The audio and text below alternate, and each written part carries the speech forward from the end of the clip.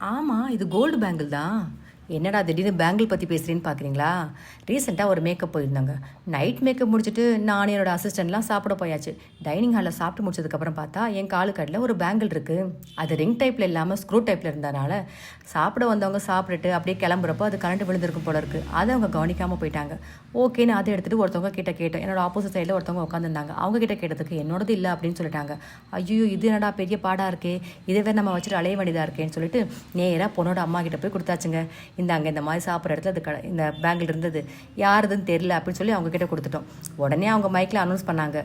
வலையில் தொலைச்சவங்க ஓடி வந்து வலையில் வாங்கிக்கிட்டாங்க. அப்புறம் தான் எங்களுக்கு நிம்மதியாக இருந்தது. அது மட்டும் இல்லை, இன்னொரு விஷயம், நல்ல விஷயம் என்ன நடந்துச்சு தெரியுமா?